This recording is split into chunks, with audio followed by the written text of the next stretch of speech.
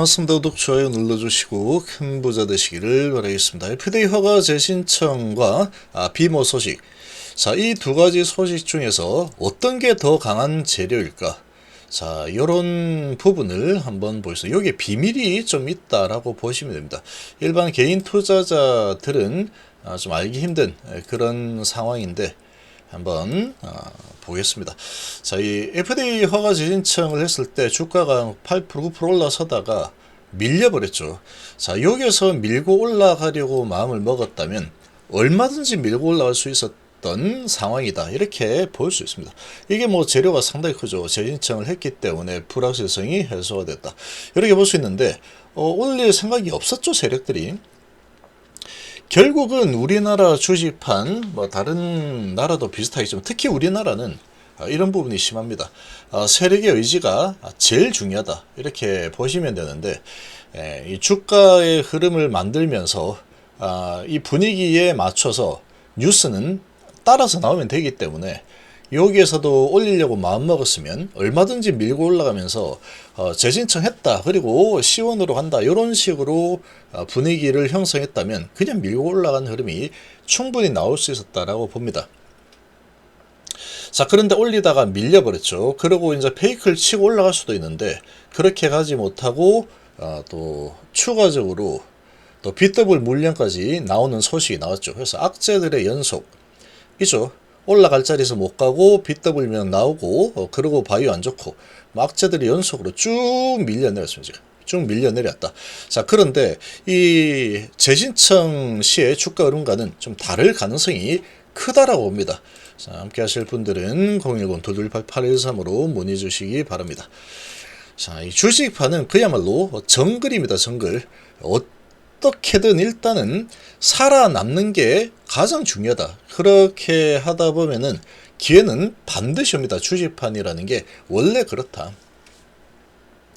자, 지금 일단 이 분위기를 보시면 비모 관련 소식이 나왔는데, 먼저 말씀드리면 다른 게 뭐냐, FDA가 재신청은 이미 이제 많이 기대를 했던 그런 내용이죠.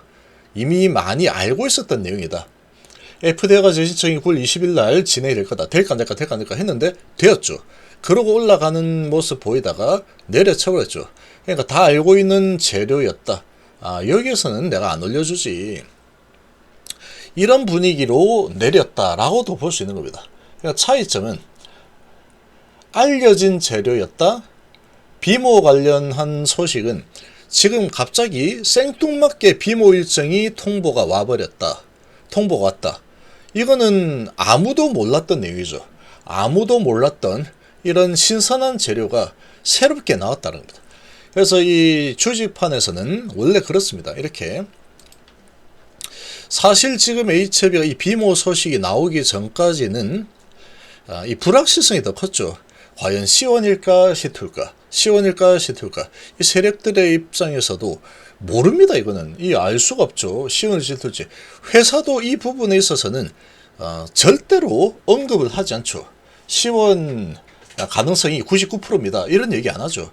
FDA 허가 신청할 때는 지난번에서 99%다 우리 승인 확률, 이런 자신감을 가졌었는데 자신감을 가질만 했습니다. 왜냐? 실제로 리보세라니 부분에서는 전혀 피드백을 받은 게 없죠. 근데 이제 이 캄넬주마 부분에서, CMC 부분에서 피드백을 받을지는 몰랐겠죠. 그러니까 사실 이게 FDA 허가라는 게 그렇게 쉽지 않습니다. 어떤 변수가 나올지 모르는 거죠. 그러니까 여기에서도 마찬가지로 뚜껑을 열어봐야 아는 상황인데 지금 주가가 그렇게 낮은 위치는 아니죠. 한번 크게 내려갔다가 주가가 이렇게 좀 올라와 있습니다. 이런 위치다 보니까 이 세력들의 입장에서 볼 때도 쉬운지 싫을지 잘 모르겠다. 그렇다 그러면 불확실성이 있는 상황에서 굳이 내가 돈을 써서 계속 밀어올리는 이런 흐름을 가져갔다 혹시 C2 나와버리면 이거 뭐 세력들도 잘못하면 당해버리는 수가 있겠죠. 그냥 돈을 안 쓴 거다, 이렇게 해석을 할 수 있는 겁니다. 그래서 계속 불확실성이 있다 보니까 바이오가 다 올라가는 흐름에서도 나는 못 가겠는데, 이런 분위기였죠. 딱 그 거래도 안 늘죠. 눈치만 보면서. 이거 뭐 시원일지 시들지 그 사이에 뭔가 강력한 뉴스가 나올 것도 없었죠. 지금까지는. 어떤 뉴스가 나와서 올라갈 만한 모멘텀이 생겨야지 이게 강하게 힘을 받을 수 있는데 이 모멘텀이 없으니까 이게 움직이지 않는 겁니다. 자, 그런데 지금 이 비모 소식은 갑자기 생뚱맞게 아무도 몰랐던 상황에서 이 비모 소식이 나왔다. 그리고 11월 중순까지 진행을 하겠다라는 소식이 나왔는데 이 관련 소식이 이 관련 뉴스 9건이죠. 엄청나게 많이 나왔죠. 장 끝나고 나서 9건이 나오고 요거까지 하면 10개가 나왔어요. 10개, 11개까지 나왔죠. 그러니까 이 소식이 엄청나게 많이 소식이 나왔다. 여러 가지 언론에서 쭉 나왔죠. 상당히 이런 HLB는 이런 분위기가 좋습니다. 이렇게 아주 막 북치고 깽가리 칠 만한 이런 호재가 갑자기 이렇게 나와주는 거 상당히 좋은 현상이다. 이렇게 보시면 됩니다. 이 소식이 나오기 전까지는 이건 뭐 시장에 관심도 없고 뭐 이런 분위기죠. 근데 다시 관심을 받을 만한 아주 강력한 이런 소식이 하나 나와졌다. 이렇게 보시면 되죠. 그리고 지금 이런 소식이 나왔는데 일정도 보면은 상당히 좀 매력적이죠. 이 일정도 10월 말부터 11월 중순까지 진행을 한다. 이런 계획을 통보받았다라고 했으니까 이거는 또 희망을 또 가질 수 있습니다. 자, 그렇다면 이 CMC는 통과가 되었을 거고, 그러니까 CMC 통과되고 비모를 진행한다. 뭐 이런 분위기였죠. 그러니까 이제 이 CMC는 통과가 되었을 수 있겠구나. 그리고 이 비모를 그래서 10월 말부터 11월 중순까지 좀 급하게 빠르게 잡아서 빨리 허가를 시켜주기 위해서 이렇게 날짜를 세팅했을 가능성이 높다. 이게 또 스토리가 연계가 됩니다. 형성이 되죠. 자, 이런 상황이다 보니까 지금 이런 소식이 갑자기 나오면서 시원의 가능성이 아주 높다. 이런 분위기를 만들어서 주가를 밀어올릴 만한 그런 환경이 좀 조성이 된 상황이다. 이렇게 볼 수 있습니다. 그리고 이 비모라는 게 몰랐던 내용이죠. 몰랐던 내용.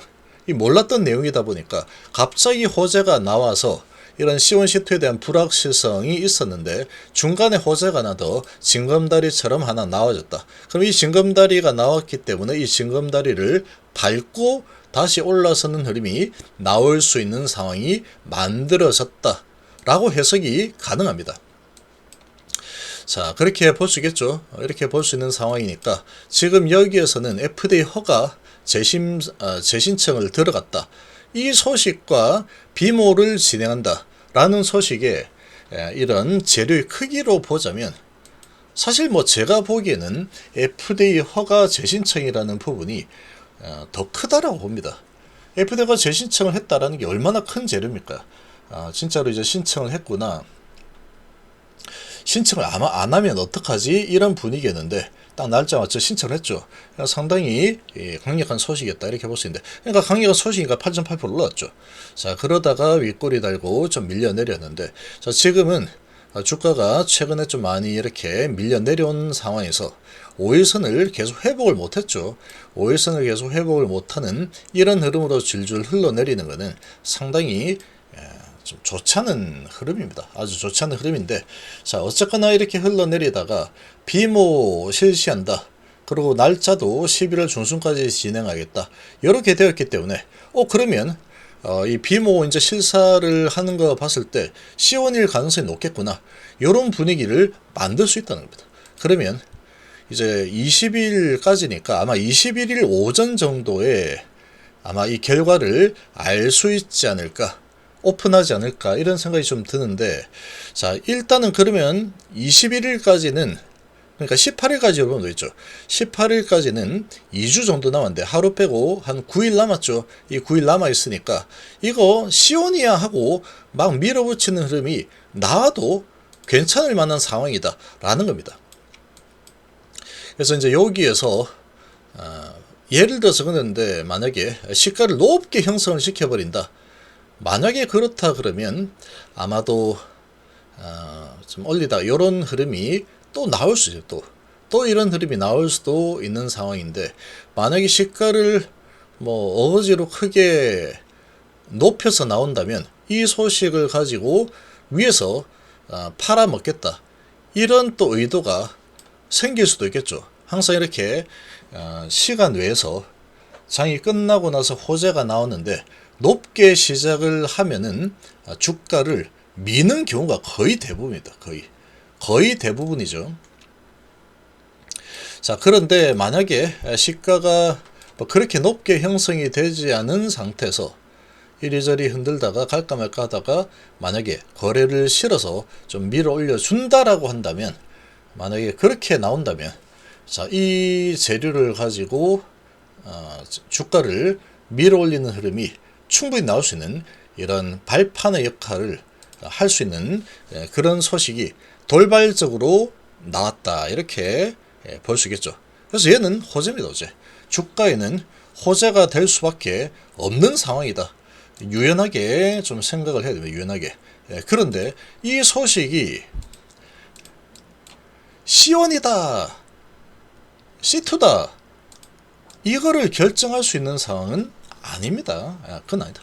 아무도 모릅니다. 이건 아무도 모른다. C1인지 C2인지는 뚜껑을 딱 열어봐야지 알 수 있는 겁니다. 요 부분은 잊어서는 안 되겠죠. 요때 기억을 잊어서는 안 된다.